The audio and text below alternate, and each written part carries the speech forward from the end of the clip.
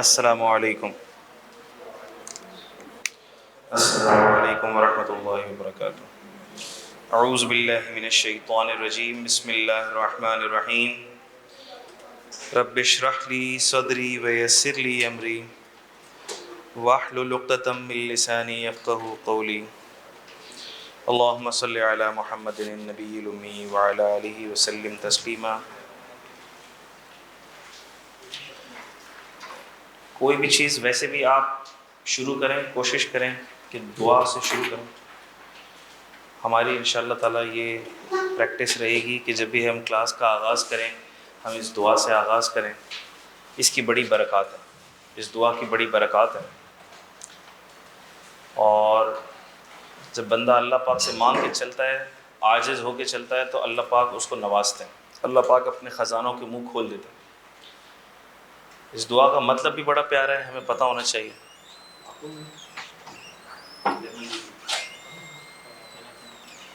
मेरे दोस्त, अल्लाह आपको हमेशा खुश रखे, अल्लाह आपको बहुत कामयाब करे, हमें भी दुआ में याद रखना आप। जज़ाकल्लाह। अस्सलामु अलैकुम रहमतुल्लाह। तो इस दुआ का मतलब भी बड़ा प्यारा है। रब्बिश्रह ली सदरी, ऐ अल्लाह पाक मेरा सीना खोल दीजिए। रब्बिश्रह ली सदरी वयस्सिर ली अमरी, और मेरा काम आसान कर दीजिए। वाहलुल उक़दतम मिन लिसानी, और मेरी ज़ुबान की गिरा खोल दीजिए। यफ़क़हू क़ौली, ताकि लोग मेरी बात समझ सकें। हज़रत मूसा अलैहिस्सलाम की ये दुआ है, और पैगंबरों की जो दुआएं हैं वो अल्लाह की बारगाह में मकबूल दुआएं हैं। मैं ये दुआ करता हूँ ताकि आप लोगों को मेरी बात आसानी से समझ आ जाए। फिर दुरूद शरीफ भी पढ़ने की हम आदत डाल लें, क्योंकि हदीस में आता है जिसका मफ़हूम है, हदीस में आता है जिसका मफ़हूम है। एक मरतबा हुज़ूर पाक सल्लल्लाहु अलैहि वसल्लम मिंबर पर चढ़ रहे थे, तो उन्होंने एक कदम रखा और कहा आमीन, फिर दूसरा कदम रखा, फिर फरमाया आमीन, फिर तीसरा कदम रखा, फिर फरमाया आमीन।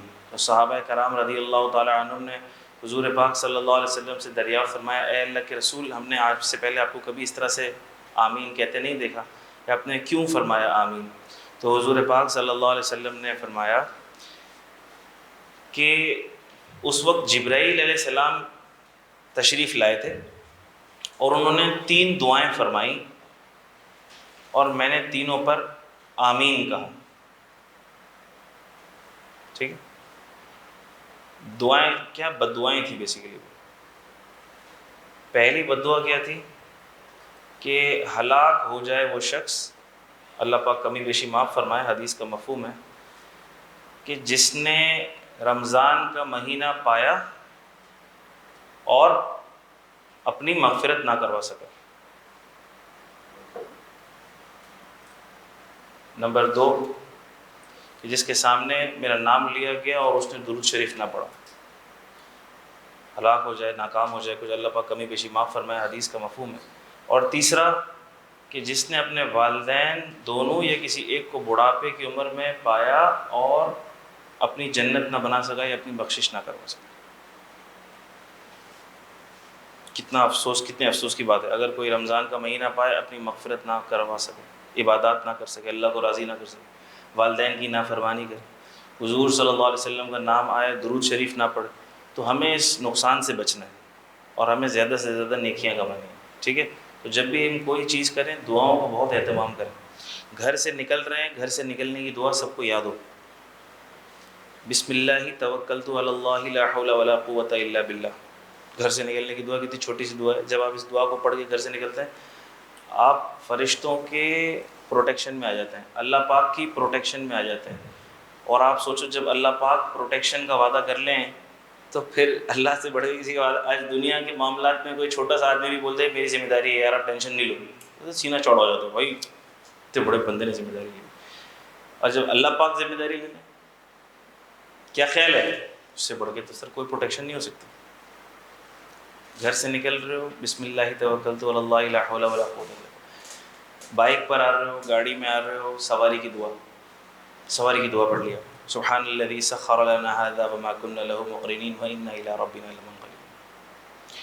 क्लास में बैठे हुए हो, पढ़ाई शुरू कर रहे हो, रब्बि ज़िदनी इल्मा 3 दफ़ा पढ़ लिया आपने, रब्बि ज़िदनी इल्मा पढ़ लिया आपने, रब्बि इश्रह ली, ये जो दुआ पढ़ी वो पढ़ी। कोई काम आपको मुकम्मल करना है, कोई काम आपको मुकम्मल करना है, उसके लिए एक और दुआ है, रब्बी यस्सिर वला तुअस्सिर वतम्मिम बिल खैर, मुकम्मल करना है, उसके लिए आसानी की दुआ करनी है। दुआ अच्छा, जो बंदा दुआओं का अहतमाम, क्योंकि रमज़ान का महीना है ना, तो हमारा दिल नरम होता है, मैं इसलिए थोड़ी सी ज़रा ये बातें कर रहा हूँ। जो बंदा दुआओं का अहतमाम करके चलता है ना, हर कदम पर अल्लाह पाक उसके वक्त में बरकत डाल देते हैं। अब आप पढ़ने बैठे रब्बि ज़िदनी इल्मा पढ़ लिया, हाँ, अल्लाह पाक वक्त में बरकत डाल देंगे। सिर्फ पैसों की ज़्यादती बरकत थोड़ी होती। बरकत किसको बोलते हैं? बरकत ये किसको कहते हैं कि थोड़े में काफ़ी हो जाना। अब एक स्टूडेंट है, पढ़ने के लिए बैठा है, वो पढ़ने के लिए बैठा है, वो कहता है कि यार मैंने आज ये 2 चैप्टर कर लेने हैं, मैंने आज ये 2 चैप्टर कर लेने हैं, मैंने आज 4 घंटे में ये 2 चैप्टर निपटा देने हैं। मैंने कहा अल्लाह पाक के हाथ में है, हो सकता है 1 घंटे में वो 2 चैप्टर अल्लाह पाक आपके करवा दें। हैं आपके पास 4 घंटे, लेकिन अल्लाह पाक कितनी देर में करा दे? वो 1 घंटे में करवा दें। एक बंदा है 4 घंटे भी लगा रहा, उसके नहीं हुए वो, और आपने अल्लाह का नाम लेके दुआ पढ़ के शुरू किया, अल्लाह पाक ने 1 घंटे में वो 2 चैप्टर करा दी। क्या ख्याल है? अल्लाह के लिए मुश्किल है कुछ? बरकत, थोड़ा सा खाना बहुत लोगों को काफ़ी हो जाना। खाना शुरू कर रहे हैं, आपने बिस्मिल्लाह से पढ़ लिया, बिस्मिल्लाह व अला बरकतिल्लाह। खाना जो 2 आदमियों का खाना था वो 4 को काफ़ी हो जाएगा, इसको कहते हैं बरकत। थोड़ा सा वक्त था, 1 चैप्टर के लिए काफ़ी था, 2 चैप्टर हो गए उसके अंदर। सर याददाश्त जितनी आप पढ़ रहे हो, अल्लाह पाक याद भी रख रहे हैं, उसको दिमाग के अंदर भी रख रहे हैं, कच्चा भी नहीं हो रहा, पक्का भी रह रहा है। ये किसके हाथ में? अल्लाह के हाथ में भाई। इन चीज़ों पे हमारा कंट्रोल तो नहीं है ना। देखो, इंसान का कंट्रोल ही नहीं है कुछ चीज़ों पे, उसमें हमको अल्लाह की मदद साथ लेके चलनी है। और आपकी जो सक्सेस है ना, वो कुछ चीज़ों का कॉम्बिनेशन है। आपकी मेहनत तो देखो है ही है, वो तो आपको करनी ही करनी है, क्योंकि अल्लाह इंसाफ करने वाले हैं। अल्लाह ऐसा नहीं करेंगे, एक बंदा मुसल्ले में बैठा हुआ है, अल्लाह से दुआएं कर रहा है, अल्लाह पाक पास करा दे, पास करा दे, पास करा दे, फिर जाके पेपर खाली छोड़ के आके पास हो गया, ऐसा नहीं होगा। अल्लाह इंसाफ भी तो करने वाले हैं ना, अल्लाह से बढ़कर तो इंसाफ करने वाला भी कोई नहीं है। तो मेहनत तो आपने करनी करनी है, फिर आपने क्या करनी है? अल्लाह की मदद साथ लेनी है। एक बंदा मेहनत कर रहा है, नमाजें नहीं पढ़ रहा, एक बंदा मेहनत कर रहा है, दुआएं नहीं कर रहा, अल्लाह को राज़ी नहीं कर रहा, तो मेहनत तो है उसकी, लेकिन अल्लाह की मदद उसने साथ नहीं ली, अल्लाह की रज़ा साथ नहीं ली उसने, अल्लाह को नाराज़ कर रहा है। पता नहीं अल्लाह नाराज़ हो जाए तो क्या हो जाए,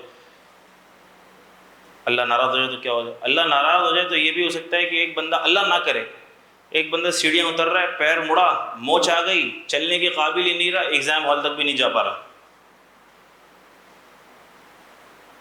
नहीं हो सकता। उंगली, बाइक चला रहा है, टक ठोकर लग गई, उंगली में, सीधे हाथ की किसी उंगली में अल्लाह ना करे फ्रैक्चर हो गया, लिखने के काबिल ही नहीं रहा, प्लास्टर आ गया, एग्ज़ाम की डेट है, एग्ज़ाम ही निकल गया।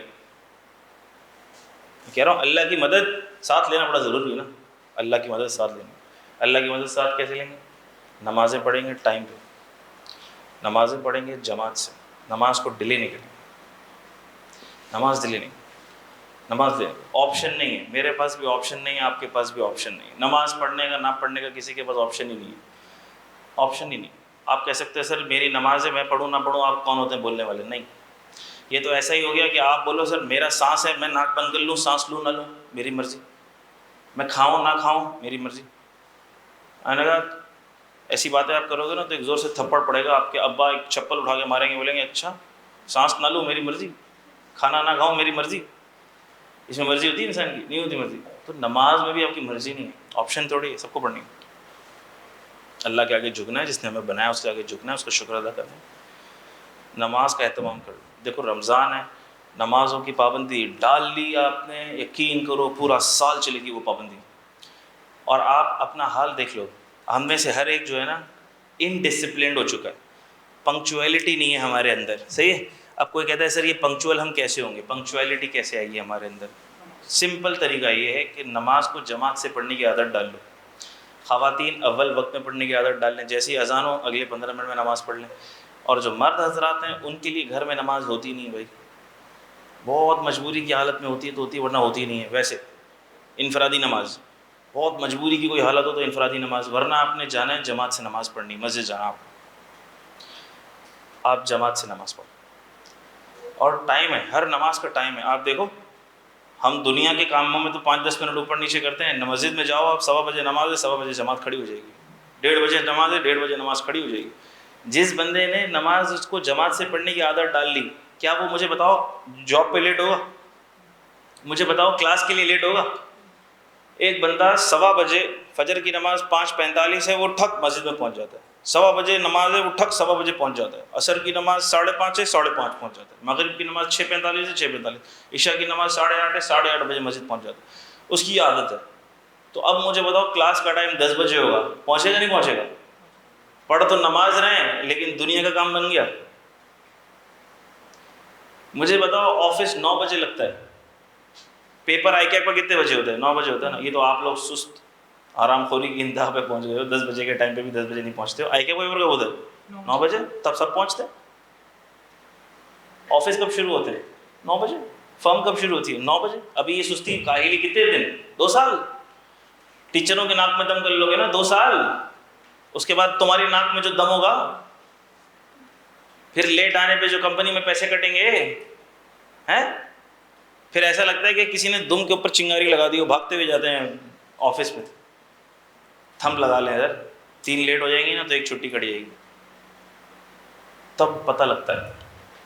सर जो पंक्चुअलिटी चिल्लाते थे, लेट आ गए चिल्लाते थे, अगर हमने उस वक्त सुन ली होती तो आज हम फ़ायदा उठाते।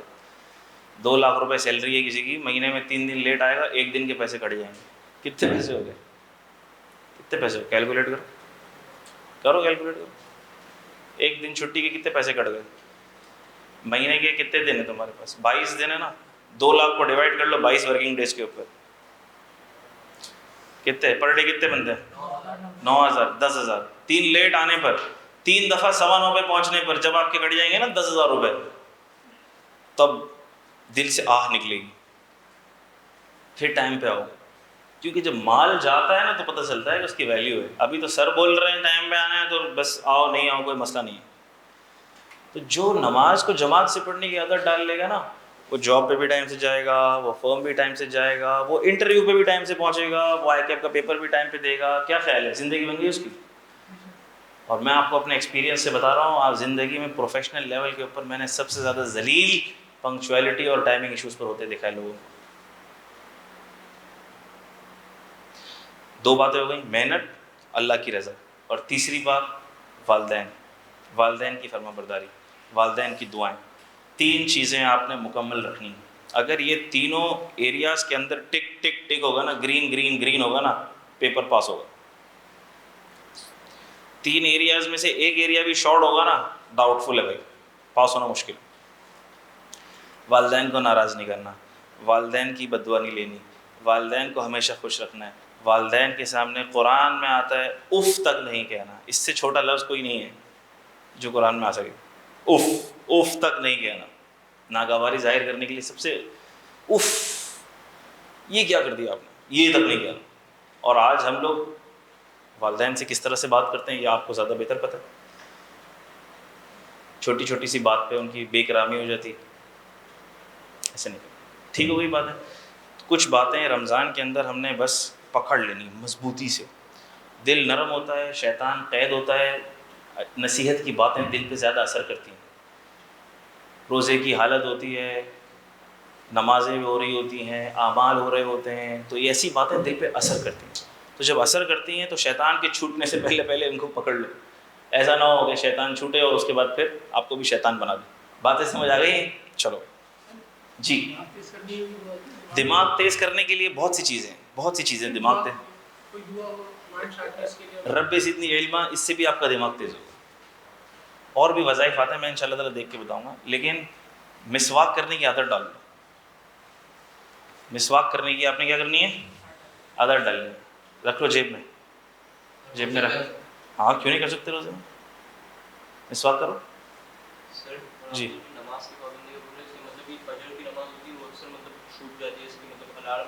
आप यकीन करो सबसे मुश्किल नमाज़ें कौन सी हैं? फजर और इशा। ऐसा करो, ऐसे आपकी 1 दफ़ा छूटेगी, 2 दफ़ा छूटेगी, 3 दफ़ा छूटेगी, आप अलार्म लगाओ। और एक अलार्म से काम नहीं बनेगा। मैं लगाता हूँ 5 अलार्म यार, 5 अलार्म तो मैं लगाता हूँ। बात समझ आ रही है? एक अलार्म नहीं, 5 अलार्म लगाओ, ताकि आप ना उठो तो घर वालों को उठ के थप्पड़ मार के उठा दे, भाई कितने अलार्म लगाए तो ना हमारी नींद भी खराब कर दी। ओह अच्छा अच्छा, उठना ही था मुझे, चलो भाई आप भी उठो नमाज पढ़ो। बात समझ आ रही? तो फिर क्या होगा, एक दफ़ा जाएगी, और एक दफ़ा जाए उसके बाद फिर अपने ऊपर पेनल्टी लगाओ 500 रुपये की। 500 रुपये सदका दूंगा मस्जिद के अंदर, एक भी नमाज छूटी तो फिर नहीं छूटेगी। ये इंसान की सुस्ती और कोताही क्यों होती है? हाँ, बात समझ रहे हो? और हमें ये नहीं पता, आप यकीन करो, देखो हम तो दुनियादार लोग हैं ना, करेंसी जहाँ पैसा नज़र आता होता है, माल नज़र आता होता है, हमें तो वो चीज़ फ़ायदा देती है ना। अभी हमें नहीं पता कि हमें छोटी छोटी चीज़ों पे अल्लाह पाक क्या देंगे, और अल्लाह के ख़जाने कितने बड़े हैं। किसी को बोले यार आपको ये लो यार 4 करोड़ रुपए ले जाओ घर पे, वो खुशी से हार्ट अटैक आ जाएगा। ऐसा होगा नहीं होगा? खुशी से उसको क्या आ जाएगा? हार्ट अटैक आ जाएगा। उसका एक लतीफ़ा मैं सुनाता हूँ, मुझे कभी याद आ जाता है, तो आप लोगों ने भी सुना होगा। एक बंदे की लॉटरी निकल आई, 10 करोड़ रुपए की लॉटरी निकल आई उसकी, 10 करोड़ रुपए की लॉटरी निकली, लेकिन वो था हार्ट का पेशेंट। अब उसको कोई कैसे बताया यार तेरी 10 करोड़ रुपए की लॉटरी निकल आई है, यार उसको बताएंगे ऐसा ना हो कि खुशी के मारे उसका दिल बंद हो जाए। तो किसी ने कहा यार इसका जो फैमिली डॉक्टर है ना उसके पास चलते हैं, उससे कंसल्ट करते हैं। तो उन्होंने कहा डॉक्टर साहब इस बंदे की तो लॉटरी निकल आई है, लेकिन अब इनको हम इंफॉर्मेशन देंगे ना तो ऐसा ना हो कि अचानक दिल विल बंद हो जाए, हार्ट पेशेंट है। डॉक्टर ने कहा चलो ठीक है, टेंशन नहीं लो, मैं इसको बताऊँगा, मैं इसको अपने हिसाब से अपने तरीके से इन्फॉर्म करूँगा। तो जब वो आया डॉक्टर के पास, डॉक्टर ने बोला यार इंसान को देखो खुशी भी मिलती है अल्लाह की तरफ से, तो यार अगर तुमको मिसाल के तौर पर 1 करोड़ रुपया तुम्हें मिल जाए कहीं से, क्या होगा? डॉक्टर साहब बहुत खुशी होगी, मुझे बेइंतहा खुशी होगी, अल्लाह का शुक्र अदा करूँगा। अरे सोचो अगर तुम्हें 5 करोड़ रुपये मिल जाए, क्या करोगे? बेइंतहा खुश होऊंगा मैं,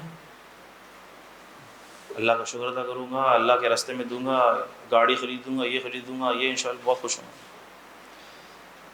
बोला और अगर फ़र्ज़ करो तुम्हें 10 करोड़ रुपये मिल जाए?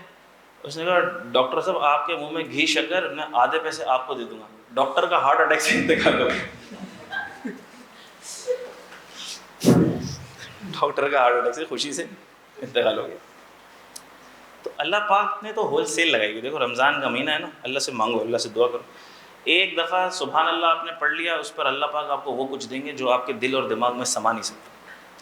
एक मरतबा अल्हम्दुलिल्लाह पढ़ लिया, अल्लाह पाक वो कुछ देंगे जो आपके और मेरे दिल और दिमाग में नहीं समा सकता। 1 करोड़, 1 अरब, 2 अरब ये तो समा सकते हैं, लेकिन जो अल्लाह पाक देंगे वो हमारे दिल दिमाग में नहीं समा सकते। सेल लगी हुई, नज़र अभी नहीं आ रहा, नज़र अभी नहीं आ रहा, लेकिन ये कमाई का सीज़न है भाई।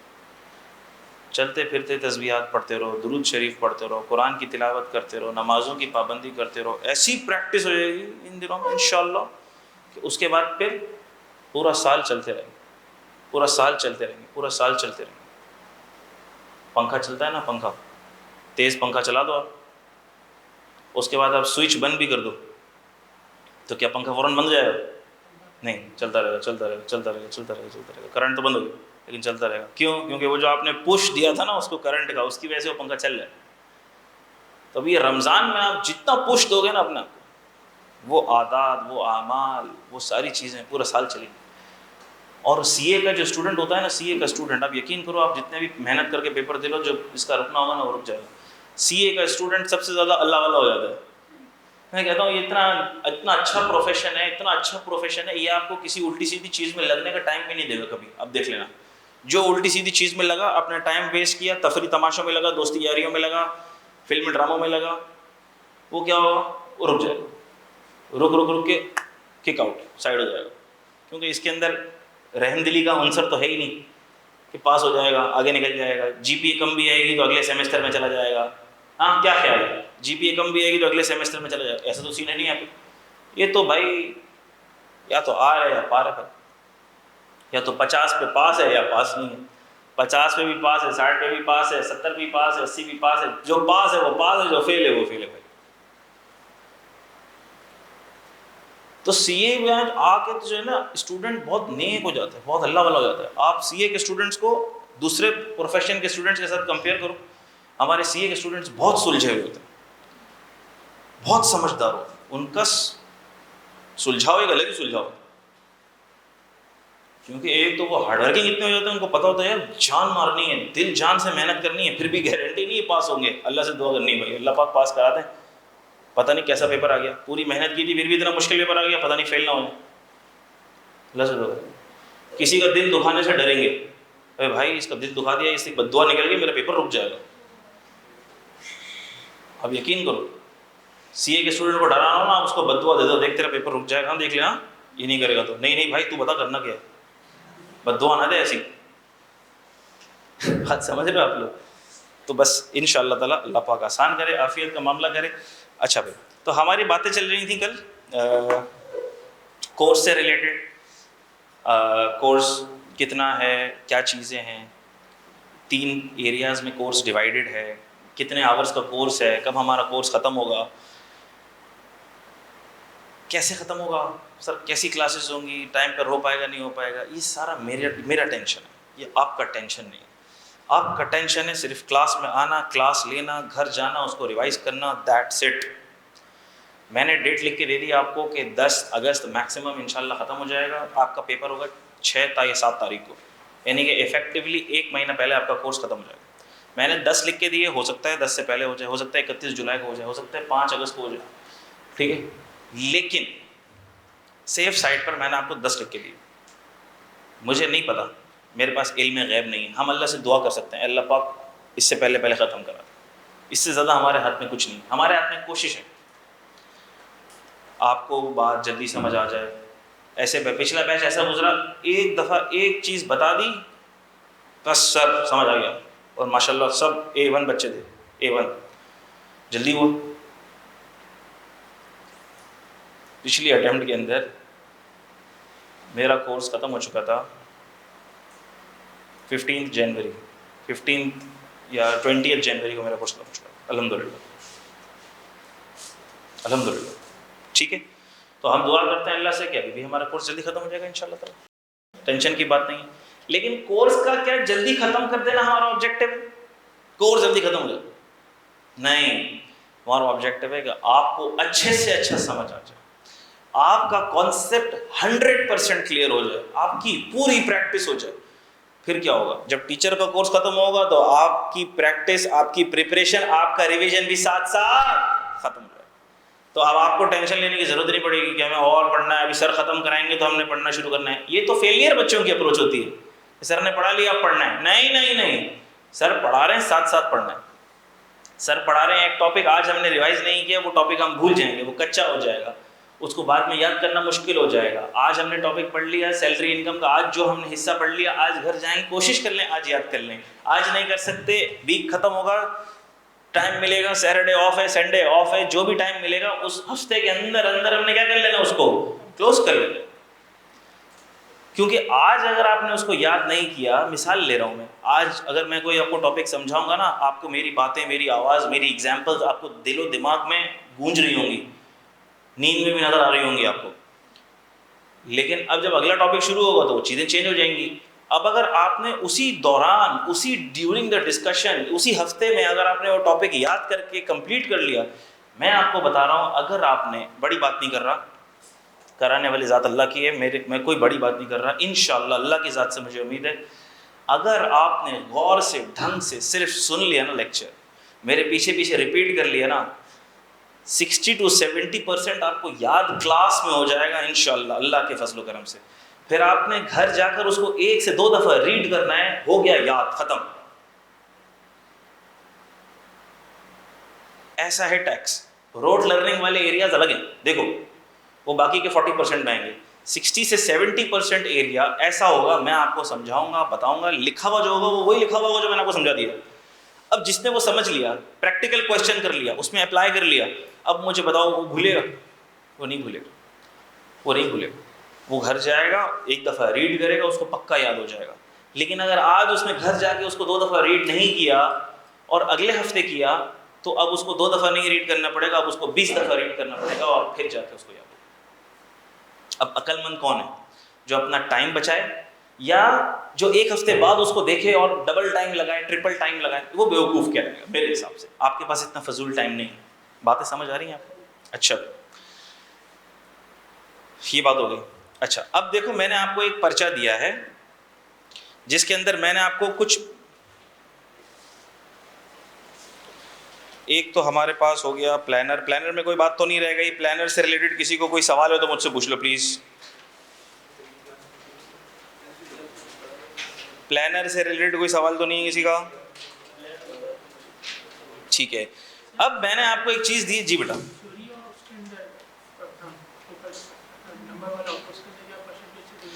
अच्छा, ये आप किताब आपके पास आएगी ना, इस किताब के अंदर मैंने सब चीजें लिखी हुई हैं। इसमें एक पेज भी है, मैं आपको फर्स्ट हैंड आउट सॉफ्ट में शेयर कर दूंगा इसका, बुक का।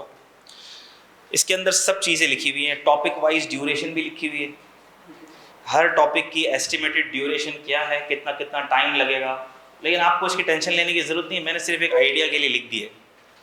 ऊपर भी लग सकता है, नीचे भी लग सकता है, मेरी मर्जी, जैसे मुझे अल्लाह पाक दिमाग में डालेंगे मैं वैसे पढ़ाऊँगा, उसकी आपको टेंशन नहीं लेनी। हर अटेम्प्ट में थ्योरी और प्रैक्टिकल पोर्शन कितना आता है वो भी एक एनालिसिस इसमें बना हुआ है, और फर्स्ट चैप्टर के साथ मैं आपको शेयर कर दूंगा आज इंशाल्लाह। बुक के अंदर सब चीज़ें बनी हुई हैं, कितना परसेंट आता है तो आप ये देख लेंगे। मैंने आपको रफली बता भी दिया था कि प्रैक्टिकल एरिया अब एग्जामिनर 65 प्लस टेस्ट करता है। प्रैक्टिकल एरिया कौन सा पोर्शन? Practical portion. तो अगर मैं बात करूं कैफ 2 की टैक्स प्रैक्टिसेस की, तो हर जगह इसके अंदर प्रैक्टिकल पोर्शन कितना आता है? प्रैक्टिकल पोर्शन जो एग्जामिन होता है वो अराउंड 65%। थ्योरेटिकल या याद करने वाला पोर्शन जो एग्जामिन होता है वो अराउंड 35%। इसीलिए मैंने आपको बोला this is a very interesting paper. इसमें जो मैं समझा रहा हूँ, जो थ्योरी होगी वो सारी सवालों के अंदर प्रैक्टिकली टेस्ट हो रही होगी, तो आपको वो थ्योरी याद हो जाएगी। आपने 2 सवालों की प्रैक्टिस करी, आपको पूरे चैप्टर की थ्योरी याद हो जाएगी, सारे उसूल याद हो जाएंगे। लिमिट्स आपको प्रैक्टिस करोगे तो याद हो जाएंगे, क्योंकि आपको सवालों में वो लिमिट्स अप्लाई करनी है। तो जब आप लिमिट्स अप्लाई करोगे तो आपको याद हो जाएंगे। पेंशन की क्या लिमिट है, ग्रेचुइटी की एग्जेम्पशन की क्या लिमिट है, प्रोविडेंट फंड की क्या लिमिट है, टैक्स क्रेडिट ऑन डोनेशन की क्या लिमिट है, सैलरी की क्या लिमिट्स हैं, इतनी सारी लिमिट्स हैं। और जब सवाल में अप्लाई करोगे तो आपको सब या अप्लाई कर करके याद हो जाएगी, प्रैक्टिस कर करके याद हो जाएगी, आपको अलग से याद करने की जरूरत नहीं पड़ेगी। तो प्रैक्टिकल पोर्शन आपका 65% आता है, इसलिए इस पेपर को पास करने के चांसेस काफ़ी हाई है। मुझसे अगर आप पूछोगे तो कैफ 1 से लेकर कैफ 8 तक में सबसे आसान पेपर अगर पास करने के लिहाज से कोई है तो वो अल्लाह के फजल करम से टैक्स है। और अब स्टूडेंट शायद कहते हैं कि बिजनेस लॉ भी है, ठीक है, तो टैक्स बिजनेस लॉ, मुझे बिजनेस लॉ के बारे में ज़्यादा नहीं पता, आपको ज़्यादा पता। लेकिन मैं अगर असेस करूं तो अब तो बिजनेस लॉ कंपनी लॉ मर्ज हो जाएगा, तो वो वैसे भी डिफ़िकल्ट हो जाएगा अगली स्कीम के अंदर। तो सबसे अगर कोई कन्वीनियंट पेपर पास करने के लिहाज से है तो कौन सा वाला है?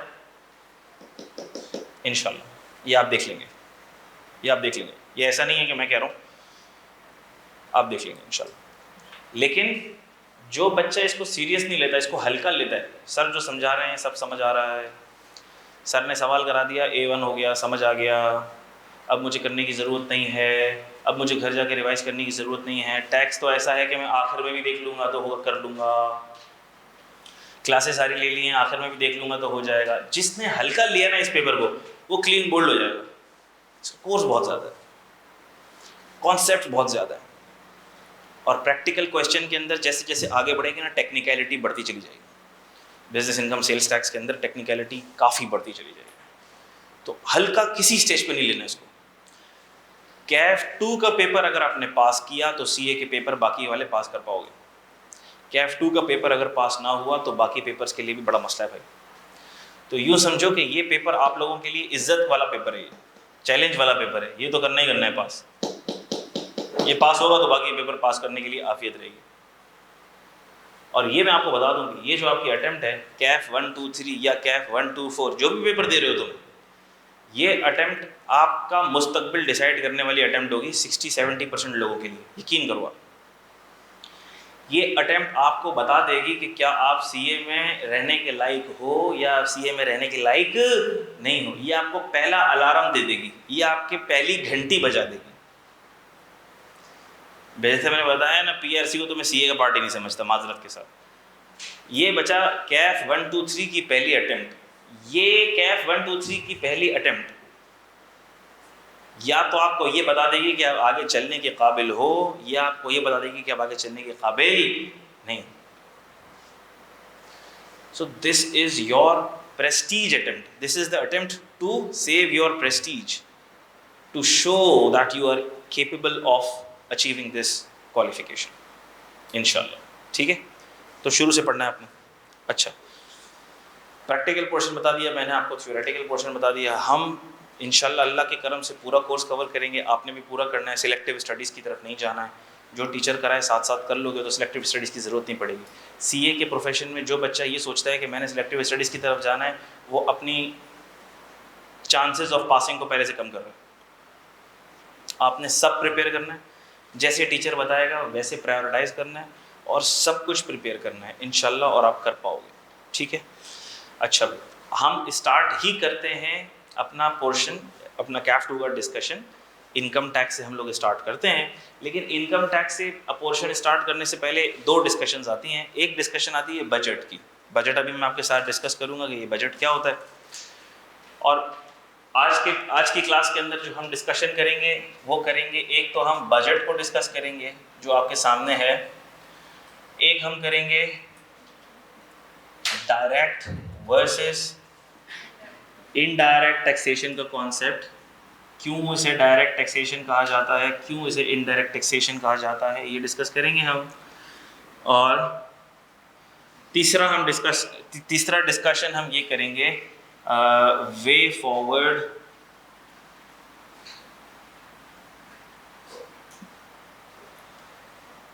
Before we resume classes after Ramzan. हम क्लासेस को रिज्यूम तो कर रहे होंगे आफ्टर रमज़ान, लेकिन उससे पहले आप लोगों के कुछ काम होंगे, वो आप लोगों को करने होंगे। जब आप लोग आएंगे तो वो काम आप लोग करके आएंगे। क्या ये बात सबको समझ आती है? ये 3 डिस्कशंस आज हमने करनी है, अल्लाह पाक करा दें खैर आफियत के साथ। अच्छा भाई, मेरा फ़ोन बज रहा है किसका?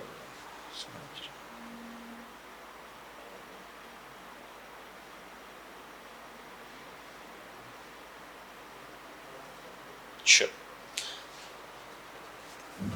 Budget, tax practices. देखो टैक्स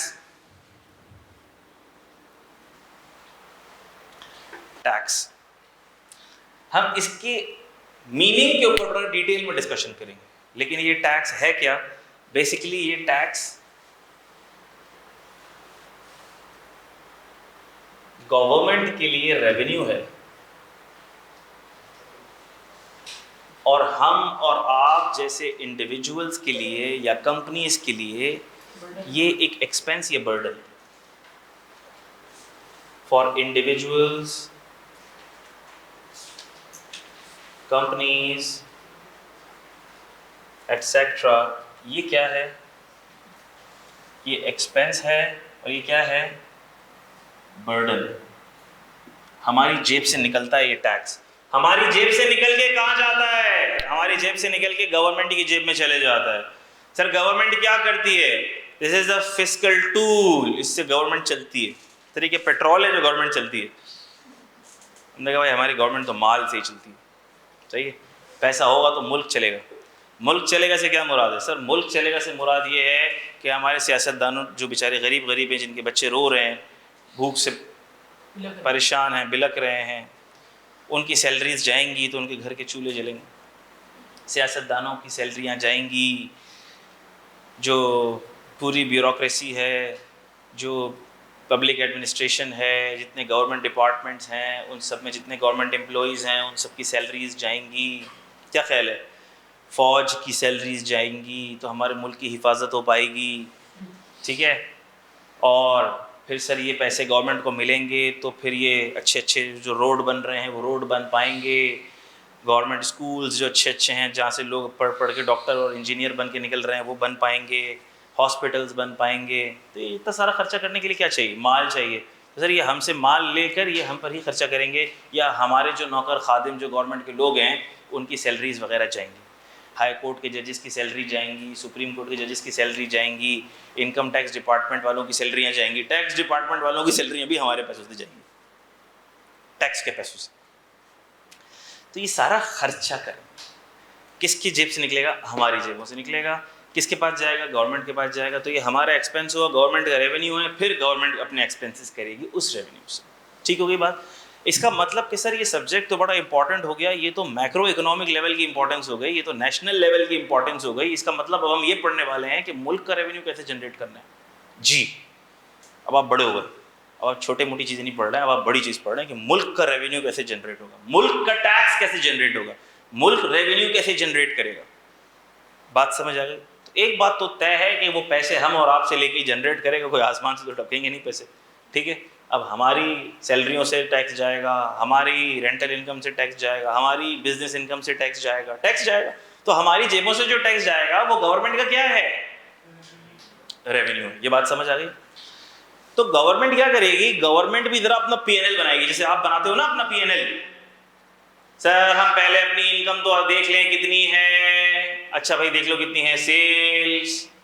सेल्स के बाद अदर इनकम भी कोई आ रही है तो देख लेते हैं कितनी अदर इनकम आ रही है। टोटल हमारी इनकम आएगी सर 1 करोड़ रुपए। हमने कहा अच्छा चलो ठीक है 1 करोड़ रुपए की तुम्हारी इनकम आ रही है, अब तुम्हारे खर्चे कितने हैं?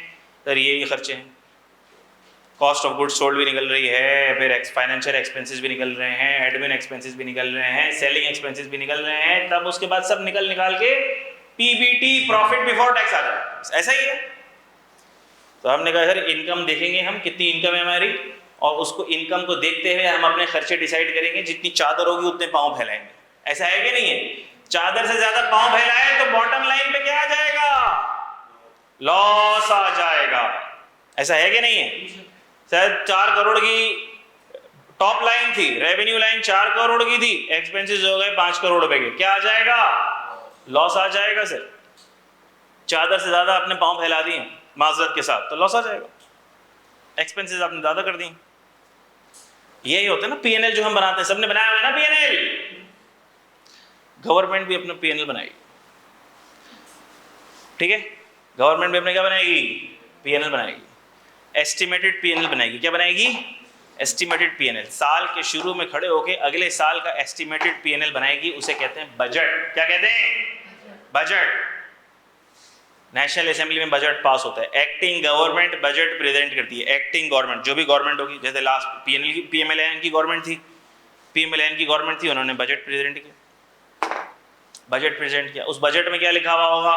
उस बजट में ये लिखा हुआ होगा कि पैसे कहाँ से आएंगे, इनकम टैक्स से कितने आएंगे, सेल टैक्स से कितने आएंगे, इधर से कितने आएंगे, इधर से कितने आएंगे, इधर से कितने आएंगे, टैक्स रेवेन्यू कितना आएगा, फिर नॉन टैक्स रेवेन्यू कितना आएगा। नॉन टैक्स रेवेन्यू क्या होता है बताऊंगा। तो रेवेन्यू गवर्नमेंट का सिर्फ टैक्स रेवेन्यू नहीं होता, नॉन टैक्स रेवेन्यू भी होता है। अभी हम देखेंगे इसको जरा। बजट की शक्ल को हम देखेंगे, बजट दिखता कैसा है। ये आपकी किताब में नहीं है, लेकिन आपको पता होना चाहिए ना। जो चीज़ पढ़ रहे हैं उसके बारे में पता नहीं हो तो मज़ा नहीं आता ना, पढ़ने में मज़ा नहीं आता। तो हमें मज़ा आना चाहिए पढ़ते हुए। हमारा ऑब्जेक्टिव हमें पता होना चाहिए कि हम कितनी बड़ी चीज़ पढ़ रहे हैं, हम ये पढ़ के कितनी बड़ी चीज़ को इंटरप्रेट करने के काबिल होंगे। ये जो सब्जेक्ट है इसकी इंपॉर्टेंस कितनी ज़्यादा है, इसीलिए ये मैंने आपको बजट की एक हाईलाइट दी है ताकि इसको हम देखें। तो होगा क्या कि गवर्नमेंट भी ये डिसाइड करेगी कि मेरे पास रेवेन्यू कहाँ से आना है, इनकम टैक्स से इतना आना है, सेल टैक्स से इतना आना है, WWF से इतना आना है, कस्टम से इतना आना है। ये तो टैक्स रेवेन्यूज़ हो गए। फिर गवर्नमेंट बोलेगी मेरे पास नॉन टैक्स रेवेन्यूज़ कितने आएंगे। अच्छा भाई ये नॉन टैक्स रेवेन्यूज़ आएंगे। अच्छा इतने मेरे पास टोटल रेवेन्यूज़ आ गए। अब मेरे पास खर्चे कितने हैं, फिर वो खर्चे देखते हैं कि क्या क्या खर्चे हैं। आज हम ये भी देख लेंगे भाई क्या क्या खर्चे हैं। ठीक है, थोड़ा हमें पता हो, 2-4 लोगों में बैठे हुए हो ना तो ढंग की बात मुँह से निकले, अच्छा इंप्रेशन पड़ता है। हाँ यार इसको पता है मुल्क का बजट कितना है, इसको पता है यार। ओहो यार बड़ी बड़े नंबर्स ये फेंक रहा है, इसको सब नॉलेज बहुत है। भले नंबर 19-20 भी हो जाए कोई फ़र्क नहीं पड़ता, याद किसको है। उल्टे सीधे नंबर भी फेंक दोगे तो चलेगा करीब करीब, लेकिन एक भरम पड़ेगा। समझ रहे हो ना? चलो तो बजट वाला पेज निकाल लो बेटा। बजट एट अ ग्लैंस 2024-2025 सबने निकाल लिया? सत्य निकाल लिया बेटा। ऑनलाइन वालों को भी मैं कल ये डॉक्यूमेंट शेयर कर चुका था, ठीक है, वैसे तो मैं कल शेयर कर चुका था, मैं देखता हूँ अगर आज मैं दोबारा शेयर कर सका तो मैं दोबारा भेज देता हूँ, ठीक है। बजट समरी आप लोगों, ऑनलाइन वालों, आप लोगों के पास भी आ चुकी, देखो मैंने चैट पे शेयर कर दी है, बजट समरी आपके पास आ चुकी।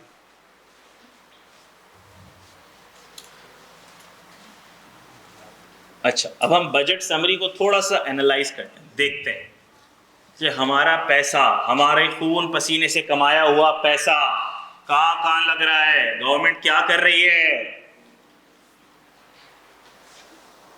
अच्छा भाई देखो जरा, रिसीट और एक्सपेंडिचर साइड सबको नजर आ रही है?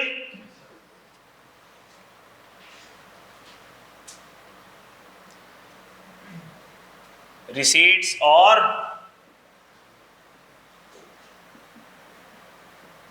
Expenditure side. रिसीट्स में देखो सबसे पहले क्या आ रहा है आपके पास, टैक्स रेवेन्यू आ रहा है, फिर नॉन टैक्स रेवेन्यू आ रहा है।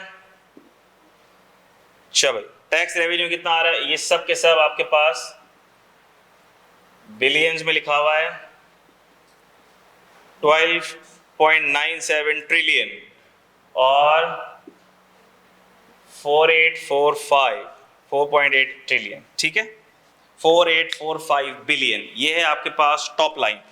टैक्स रेवेन्यू आपके पास कितना आ रहा है देखो जरा, तकरीबन 13 खरब रुपए का, और नॉन टैक्स रेवेन्यू कितना आ रहा है, तकरीबन 5 खरब रुपए का। सही है, तो आप जो पढ़ रहे हो वो क्या पढ़ रहे हो बताओ जरा, बात समझ आ रही है? अच्छा, ये जो 13 खरब रुपए का टैक्स रेवेन्यू आ रहा है, जरा नीचे देखो इसका ब्रेकअप, 13 का ब्रेकअप गिवन है नीचे, चार्ट जहां बना हुआ है, जहां चार्ट बना हुआ है, देखो 13 का ब्रेकअप नजर आया, 12,970 का ब्रेकअप सबको नजर आ गया। 24-25 देखना, इनकम टैक्स से कितना रिसीव होगा, 5.5 खरब, ठीक है। WWF, WPPF और अदर्स 58, इमटेरियल छोटा सा। कस्टम ड्यूटीज से इनडायरेक्ट टैक्स, देखो डायरेक्ट टैक्सेस से भी आ रहा है और किससे भी आ रहा है, इनडायरेक्ट टैक्सेस से भी आ रहा है। अभी हम देखेंगे डायरेक्ट टैक्स क्या होते हैं, इनडायरेक्ट टैक्स क्या होते हैं, ठीक है। डायरेक्ट टैक्स में सबसे इंपॉर्टेंट कौन सा वाला, ये इनकम टैक्स, जिससे हमारा डिस्कशन शुरू होगा, इनकम टैक्स। इनडायरेक्ट टैक्सेस में देखो 3 तरह के आ रहे हैं, कस्टम ड्यूटी, सेल्स टैक्स और FED, जो हमारे कोर्स में सेल्स टैक्स है, ठीक है। तो 5 खरब रुपए देखो यहां से आ रहा है, और कस्टम ड्यूटी से 1591 बिलियन और फेडरल एक्साइज ड्यूटी से 948 बिलियन आ रहा है। परसेंटेज में भी देखो, परसेंटेज के अंदर भी आपके पास इस चार्ट के अंदर आपको पता लग रहा होगा, चूंकि कलर इसमें नज़र नहीं आ रहा है, लेकिन हमें पता है कि अल्लाह भला कर दे, इनकम टैक्स 42% है, सेल्स टैक्स 38% है, ठीक है। मेन रेवेन्यू के सोर्सेज ये 2 हैं हमारे पास, सबको समझ आ रहा है? फिर हमारे पास रेवेन्यू कहाँ से आ रहा है देखो, non tax revenue. Non tax revenue किसको बोलते हैं, मैं आपको कुछ एग्जांपल दूंगा, आपको समझ आ जाएगा नॉन टैक्स रेवेन्यू किसको बोलते हैं। इसमें हमें डिस्कशन करने की ज़्यादा ज़रूरत नहीं है, लेकिन ये होता क्या है मैं आपको समझा दूँ। नॉन टैक्स रेवेन्यू, क्या गवर्नमेंट के पास रेवेन्यू सिर्फ टैक्सेस से आता है? नहीं, सिर्फ टैक्सेस से नहीं आता, और भी तरीक़ों से आता है। जैसे गवर्नमेंट 5G का लाइसेंस ऑक्शन कर दे, किसी टेलीकॉम कंपनी को 5G का लाइसेंस दे, तो क्या उस टेलीकॉम कंपनी से गवर्नमेंट पैसे लेगी? जी पैसे लेगी, नॉन टैक्स रेवेन्यू है। अब एक शहर से दूसरे शहर जाते हैं, टूल टैक्सेस लेती है गवर्नमेंट, नॉन टैक्स रेवेन्यू है। गवर्नमेंट के पार्क्स होते हैं, पार्क में जाते हैं, एंट्री फीस होती है, पैसे लेती है गवर्नमेंट, नॉन टैक्स रेवेन्यू है। बात समझ आ रही है? ये सारे के सारे नॉन टैक्स रेवेन्यू है। अल्लाह भला कर दे, ज़ेर ज़मीन तेल निकल आया, ज़खायर निकल आया, सही, आमाल अच्छे होंगे तो तेल भी निकल आएगा, मिनरल्स निकल आए, ठीक है, एक्सट्रैक्शन हो गई किसी तरह से, उसका शेयर गवर्नमेंट को मिल रहा है किसी भी तरह से, तो नॉन टैक्स रेवेन्यू हो गया। यानी टैक्सेस के अलावा कोई भी रेवेन्यू किसी भी तरह से गवर्नमेंट अर्न कर रही है, वो क्या है, नॉन टैक्स रेवेन्यू, वो भी गवर्नमेंट अर्न करती है। पेट्रोलियम कंपनीज को लाइसेंस देती है एक्सट्रैक्शन का, पाकिस्तान की ज़मीन में से आप ऑयल एक्सट्रैक्ट करो, एक्सट्रैक्शन के लाइसेंस दिए हुए अरबों रुपए के, 5G के लाइसेंस दिए, लाइसेंस का ऑक्शन होगा, और कंपनीज आती हैं, गवर्नमेंट को पैसे देती हैं, रजिस्ट्रेशन के पैसे देती हैं, और कितने पैसे होते हैं, नॉन टैक्स रेवेन्यू होता है। ठीक है, ये सारा कुछ मिला के देखो ज़रा कितना बनता है टॉप लाइन उसमें से। लेकिन क्या ये जो गवर्नमेंट पैसे लेती है उसके बाद फिर वो सूबों को भी पैसे देती है। सूबों को जो पैसे मिलते हैं उससे सूबे अपनी हुकूमत चलाते हैं। प्रोविंसेस को कितना मिल जाएगा इसमें से ज़रा देखो, बच कितना जाएगा, 10376 ये बच जाएगा। अच्छा, अब ज़रा देखो एक्सपेंसेस कितने हैं, एक्सपेंसेस कितने हैं सर, ये रेवेन्यू है और टोटल एक्सपेंसेस हैं 18877 के एक्सपेंसेस हैं। हमने कहा था सर चादर देख के पाँव फैलाने हैं, यहाँ तो पाँव पहले फैला दिए हैं सर, चादर बहुत छोटी पड़ गई, एक्सपेंसेस बहुत ज़्यादा है। हमने कहा कितना शॉर्टफॉल, करो डिफरेंस निकाल लो, डिफरेंस निकाल लो भाई,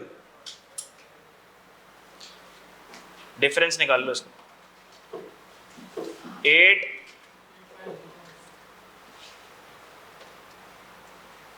8501 ये शॉर्टफॉल है। ये क्या है, ये शॉर्टफॉल है, डेफिसिट है, ये डेफिसिट है, कमी है। इस डेफिसिट को पूरा कैसे करेंगे जरा चेक करते हैं, आओ देखते हैं। Non bank borrowing, public account, आवाम से पैसा लेंगे। किससे पैसा लेंगे, आवाम से। बॉन्ड इशू कर देंगे, प्राइस बॉन्ड इशू कर देंगे, फेडरल इन्वेस्टमेंट बॉन्ड इशू कर देंगे, कंपनीज को टी बिल इशू कर देंगे, आवाम से पैसा लेंगे, लोगों से पैसा लेंगे, कंपनीज से पैसा लेंगे। फिर देखो बैंक बोरोइंग, अभी नेट एक्सटर्नल रिसीट्स को छोड़ो, बैंक बोरोइंग, फिर किससे पैसा लेंगे, बैंक से पैसा लेंगे, बैंकों से उधार लेंगे, बैंकों को बोलेंगे आप इन्वेस्टमेंट करो गवर्नमेंट सिक्योरिटीज़ में, बैंकों को PIBs बेचेंगे, बैंकों को टी बिल्स दे देंगे, बैंक से पैसा ले लेंगे, उनको टी बिल्स दे देंगे, सिक्योरिटी होती है, बॉन्ड्स होते हैं बेसिकली, बैंक से पैसा ले लेंगे। फिर कुछ इदारों को प्राइवेटाइज कर देंगे, जैसे PIA को प्राइवेटाइज करने के चक्कर में PIA प्राइवेटाइज हो रहा है, ठीक है, और अगर इदारे हैं तो उनको प्राइवेटाइज कर देंगे, तो प्राइवेटाइजेशन से पैसे आएंगे। और फिर भी अगर कुछ पैसे बच गए तो फिर कहाँ से लेंगे हम, एक्सटर्नल रिसीट्स, बाहर के लेंडर से भीख मांगेंगे, कभी चाइना से, तो कभी IMF से, तो कभी US से, एक्सटर्नल रिसीट्स, एक्सटर्नल बोरोइंग्स करेंगे हम, ठीक है। तो ये सारी के सारी डेफिसिट की प्लानिंग आ रही है, ये non bank borrowing 2662, net external receipts, bank borrowing. तो देखो ये जो शॉर्टफॉल है, ये जो बजट डेफिसिट है, ये हमारे मुल्क का एक बहुत बड़ा नासूर है, बहुत बड़ा मसला है। हमारे मुल्क के दो सबसे बड़े मसले हैं, हमारी इकोनॉमी के दो सबसे बड़े मसले हैं। एक को हम कहते हैं बजट डेफिसिट और दूसरे को हम कहते हैं, बोलो क्या, कुछ कह नहीं सकते, करंट अकाउंट डेफिसिट। ये दो हमारे मुल्क के सबसे बड़े प्रॉब्लम्स हैं, हमारी इकोनॉमी के सबसे बड़े प्रॉब्लम्स हैं। क्या क्या, बजट डेफिसिट और current account deficit. Current account deficit, budget deficit, हमारे एक्सपेंसेस हमारे रेवेन्यूज से ज़्यादा हैं, हमारी मुल्क के एक्सपेंसेस हमारे रेवेन्यूज से ज़्यादा हैं। अब इसमें से कितना सारा तो ये लोग करप्शन कर लेते होंगे, घर ले जाते होंगे, ऐसी हाई लेवल की करप्शन होती है कि मुझे और आपको तो पता भी कुछ नहीं है, सही है। बजट डेफिसिट, और दूसरा है current account deficit. Current account deficit किसको बोलते हैं,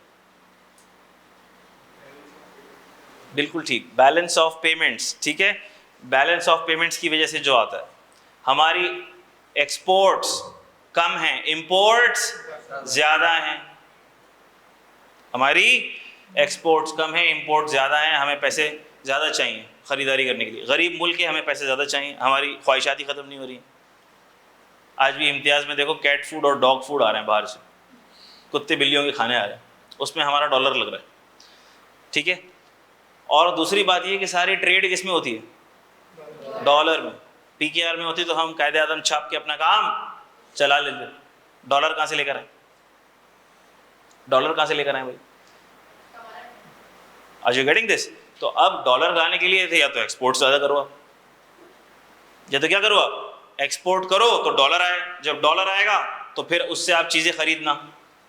डॉलर आ रहा नहीं है, जा रहा है, या आ कम रहा है, जा ज़्यादा रहा है, डिफरेंस आ गया, ये करंट अकाउंट डेफिसिट बना देगा आपको, ये करंट अकाउंट डेफिसिट बना देगा, क्योंकि आपकी आपकी कंट्री के अंदर, आपकी कंट्री में मैन्युफैक्चरिंग नहीं होती बहुत चीज़ों की।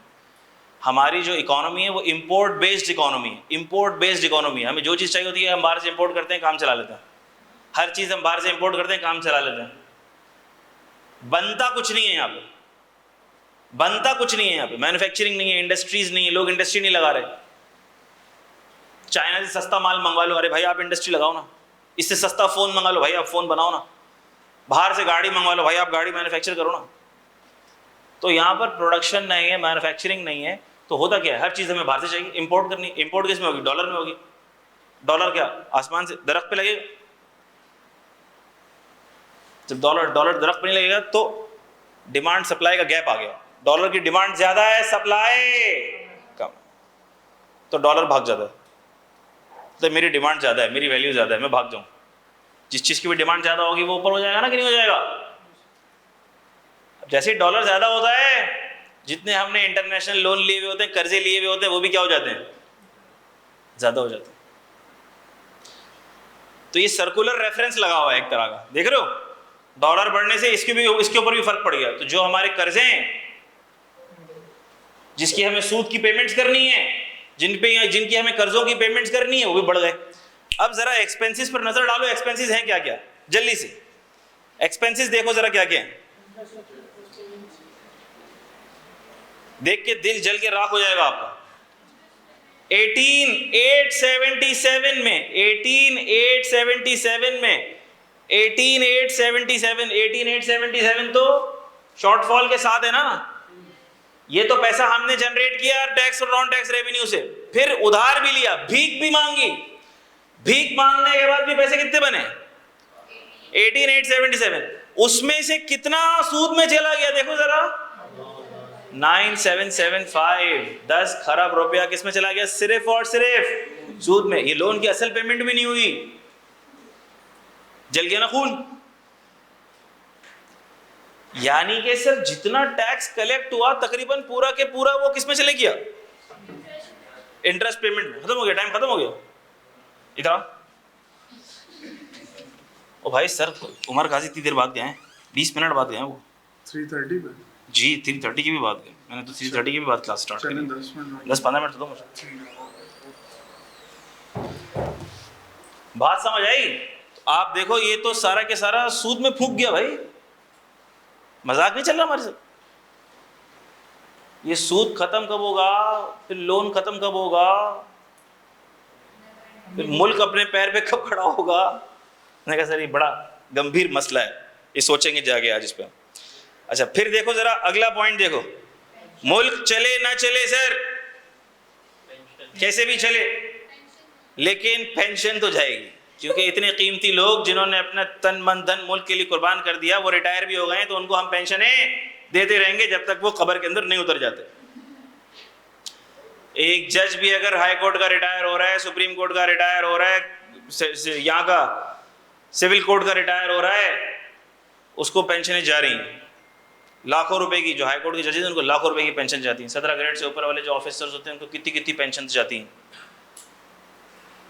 और वो बैठ के सिर्फ हरामखोरी का खा रहे हैं। अच्छा वो भी चले जाते हैं, उनके बच्चों को पेंशन मिलती रहती है। भाई चले गए, आप माफ़ कर दो, बख्श दो भाई।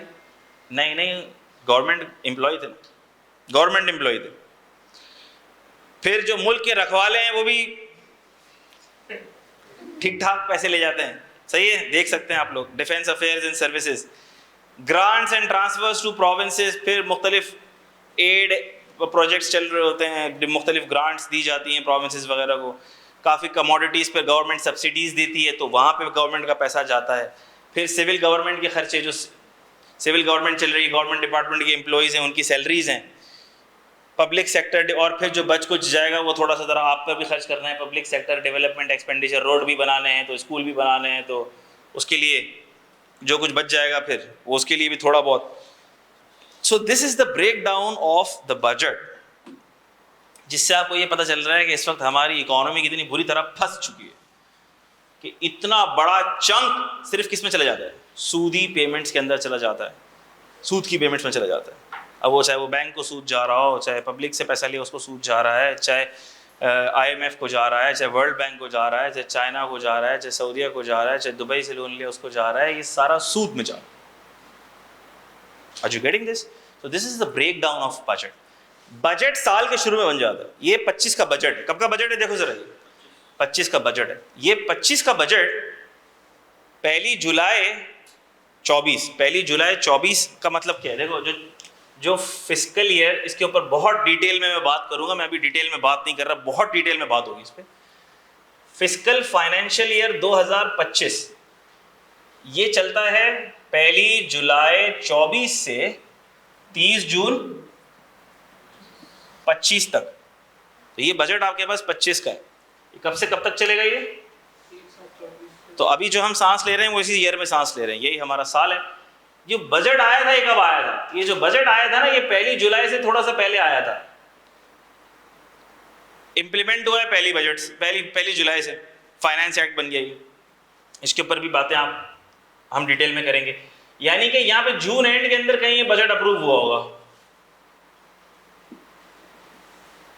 बजट अप्रूव हो जाता है तो ये लॉ का पार्ट बन जाता है, ये फाइनेंस एक्ट का पार्ट बन जाता है। जब बजट अप्रूव होता है तो फाइनेंस एक्ट बन जाता है। तो सर इसका मतलब कि साल शुरू होने से पहले हमने बजट बनाया। हाँ, बजट तो उसी को बोलते हैं कि आगे के लिए जो बजट बनाया जाए, बजट बनाया जाए। आपके घर में अम्मी बनाती होंगी ना बजट, ये हमारा इस महीने का बजट है। तो वो महीना शुरू होता है तब बजट बनता है, महीने के आखिर में तो फिर परेशानी होती है, पैसे शॉर्ट हो गए। क्या ख्याल है? बजट शुरू में बनता है। तो बजट शुरू में बन गया, जो साल अभी हम चला रहे हैं, तो बजट बन गया। बजट फिर अप्रूव हो गया और फिर उस बजट को अचीव करने के लिए लॉ में अमेंडमेंट्स की जाती हैं। तो ये 1 जुलाई को जो अमेंडमेंट्स की जाती हैं, फिर ये फाइनेंस एक्ट पूरा साल एप्लीकेबल रहता है। यानी आप भी जो पढ़ेंगे वो वही वाला फाइनेंस एक्ट पढ़ेंगे। बात समझ आ रही है थोड़ी आपको? थोड़ा बहुत मैं समझा पा रहा हूँ कुछ? ये है बजट का कुछ खुलासा, जो आपके कोर्स के डिस्कशन का पार्ट नहीं है, आपको किताब में नहीं मिलेगा। लेकिन ये थोड़ा सा ज़रा आपको एक ब्रॉड विजन दिखाने के लिए कि हम लोग पढ़ने क्या वाले हैं, हम लोग करने क्या वाले हैं, थोड़ा सा ये डिस्कशन मैंने आपके साथ किया। बस ये डिस्कशन इतना ही काफ़ी है। ये आप अपने पास रखें, ये बुक में नहीं है लेकिन ये पर्चा आपके पास होना चाहिए रेफरेंस के लिए। रब कर दूं? अच्छा भाई, हम अब डिस्कशन करेंगे डायरेक्ट टैक्सेस का और इनडायरेक्ट टैक्सेस का। टाइम चूंकि शॉर्ट है और एक जी, नॉन बैंक बोरोइंग का मतलब है कि ये ऐसी बोरोइंग्स जो बैंक से ना की जाए। तो सर बैंक से ना की जाए तो किससे की जाए? मिसाल के तौर पर गवर्नमेंट ने प्राइस बॉन्ड इशू कर दिया, आपने प्राइस बॉन्ड ले लिया, इसका मतलब आपने गवर्नमेंट को पैसे दे दिए। आपने 5-5 हज़ार रुपये वाले 2 प्राइस बॉन्ड ले लिए, 10,000 रुपये आपने गवर्नमेंट को दे दिए, बॉन्ड ले लिया। तो ये पैसे आपने किसको दे दिए? ठीक है, जा सकते हैं समरा सुहेल। अच्छा, वैसे अगर 5 मिनट आप वेट कर सकती हैं, 5 मिनट। तो आपने जो पैसे दिए तो ये नॉन बैंक बोरिंग हो गया, बैंक थोड़ी है। गवर्नमेंट ने आपसे पैसे ले लिए प्राइस बॉन्ड इशू करके। अच्छा, प्राइवेटाइजेशन, गवर्नमेंट अपना इदारा बेच लेगी, प्राइवेटाइज करके पैसे ले लेगी, जैसे PIA को बेच रहे हैं अभी। सही? अच्छा, खैर ये डिस्कशन तो हम कर रहे हैं, डायरेक्ट इनडायरेक्ट टैक्स की हम डिस्कशन करेंगे 5 मिनट की। लेकिन उसके बाद जो आगे का लाया अमल बताना मकसूद है वो मैं अभी से बता देता हूँ। आगे का लाया है अमल ये है कि आज हमारी रमज़ान में तो लास्ट क्लास, अब हमारी मुलाकात होगी इंशाअल्लाह ताला ईद के बाद। ठीक है, ईद पड़ेगी मंडे ट्यूसडे वेडनेसडे। सही है, मंडे ट्यूसडे वेडनेसडे पड़ेगी। तो मंडे की भी क्लास गई, वेडनेसडे की भी क्लास गई, बचा फ्राइडे बुला के मैं कुछ कमाल कर नहीं लूँगा। तो बेसिकली हमारी क्लासेस शायद स्टार्ट होंगी मंडे से। ईद वाला जो वीक है उस वीक में नहीं होंगी क्लासेस, नहीं हो पाएंगी। हो सकेगा शेड्यूल में लग गई तो हो जाएगी, वरना उस वीक में नहीं हो पाएंगी क्लासेस। ईद के जो नेक्स्ट वाला वीक होगा उसमें मंडे को हमारी क्लास हो रही होगी। क्या ये बात सबको क्लियर है? कितने बजे क्लास होगी? 10 बजे। तो अब अगर कहीं किसी को नहीं भी लिखा हुआ मिल रहा तो आपको पता है कि आपकी क्लास कब है। क्या ये सबको क्लियर है? परेशान नहीं होना, मैसेजेस नहीं करने सर हमारी क्लास कब है, कहाँ है, क्यों है, कैसे है, ये आपको पता है। मंडे को होगी, फ्राइडे को चांसेस नहीं है होने के, मंडे को ही होगी, जो नेक्स्ट वीक होगा, ईद के बाद वाला वीक होगा, उसमें मंडे को आपकी क्लास होगी और सुबह 10 बजे आपकी क्लास होगी। अच्छा, जितने दिन आपके पास अवेलेबल हैं वो काफ़ी सारे दिन हैं, तो मुझे उसमें कुछ आपको देना पड़ेगा ताकि आप कुछ करें, हरकत में बरकत हो, वरना जंग लग जाएगा आपके दिल और दिमाग पर। सही है? तो आप लोगों को पोर्टल का एक्सेस मिलेगा। पोर्टल का एक्सेस बाकिर बता देंगे कैसे मिलेगा। आपके ईमेल पर मिलेगा, रजिस्टर होंगे आप, पोर्टल पर एक्सेस मिल जाएगा आपको। उस पोर्टल के ऊपर हैंडआउट भी लगा हुआ होगा, लेकिन आपको शुरू के जो बेसिक कॉन्सेप्ट्स हैं वो बेसिक कॉन्सेप्ट्स के लेक्चर्स आपको दिखने। चैप्टर नंबर 1 किताब का बाद में शुरू होता है। चैप्टर नंबर 1 जो किताब का शुरू होगा, ये देखें चैप्टर नंबर 1, ये चैप्टर नंबर 1 है। ये चैप्टर नंबर 1 किताब का बाद में शुरू होगा। इससे पहले कुछ बेसिक कॉन्सेप्ट्स हैं, वो बेसिक कॉन्सेप्ट्स आप पढ़ते हैं, उसके बाद हम चैप्टर नंबर 1 शुरू करते हैं। तो मेरी ख्वाहिश ये है कि वो बेसिक कॉन्सेप्ट्स आप लोग कवर कर लें। मेरी ख्वाहिश ये है कि वो बेसिक कॉन्सेप्ट्स के लेक्चर्स आप लोग कवर कर लें। क्या आप कवर कर लेंगे? सब लोग कोशिश कर लें कि वो बेसिक कॉन्सेप्ट के लेक्चर कवर कर लें, जितने भी होंगे 6, 7, 8 जो भी लेक्चर होंगे वो आपने कवर करने। मुझे घंटे नहीं पता, देख लीजिएगा आप लोग। वो बेसिक कॉन्सेप्ट्स के लेक्चर्स आप लोगों ने कवर करने हैं। जब हम आएंगे, रिज्यूम करेंगे क्लासेस, तो मैं कहाँ से रिज्यूम करूँगा? चैप्टर नंबर 1 से रिज्यूम करूँगा। तो मैं आपको उतने लेक्चर दूंगा जो चैप्टर 1 से पहले तक के लेक्चर हैं, वो आपने देख लेना है। अच्छा सर, अगर हमारी क्लासेस शुरू हो गई और हमने वो लेक्चर्स ना देखे हुए तो क्या कुछ मसला होगा? शुरू में मसला नहीं होगा, आपको समझ आना शुरू हो जाएगा, लेकिन आगे उन चीज़ों का लिंक आएगा। तो फिर अगर तो वो पूरे आपके ना भी हुए हों तो हम ये कोशिश करेंगे कि जैसे ही आपकी क्लास शुरू हो आप 1-2 दिन में उसको कंप्लीट कर लें। वो आपने करने होंगे कंप्लीट, ठीक है? क्योंकि इतनी छुट्टियों के बाद अगर मैं फिर बेसिक कॉन्सेप्ट से शुरू करूंगा तो हमारा टाइम काफ़ी ज़्यादा लग जाएगा। बात समझ रहे हो आप लोग? 7-8 क्लासेस उसमें चली जाएंगी, हमारी बेसिक कॉन्सेप्ट में चली जाएंगी 6-7 क्लासेस। तो मैं वो नहीं चाहता। मैं ये चाहता हूं कि बेसिक कॉन्सेप्ट्स आप लोग लेक्चर्स में, वीडियोस में देख लो। तो क्या सब वादा करते हैं कि हम देख लेंगे? हाथ रेस करें।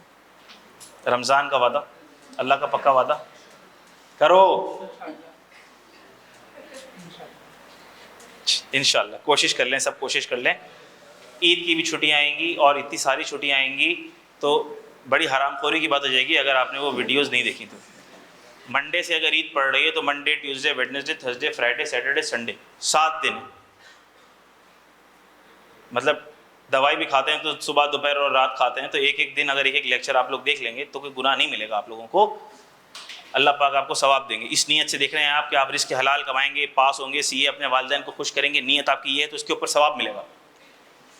हमारा उस्ताद खुश होगा, हमारे पास होने पे वालिदैन खुश होंगे और जल्दी सीए पास हो जाएंगे तो जल्दी हम रिस्क हलाल कमा सकेंगे और अपनी फैमिली को हम सपोर्ट कर सकेंगे। तो इस नीयत से जो आप लोग पढ़ाई भी कर रहे हैं वो भी अल्लाह पाक उसको इबादत बना देंगे और उस पर आपको अजर देंगे इंशाअल्लाह ताला। ठीक हो गई बात? तो ये लेक्चर्स आपने देखने। अब आपको जाना है तो बेटा आप जा सकते हैं।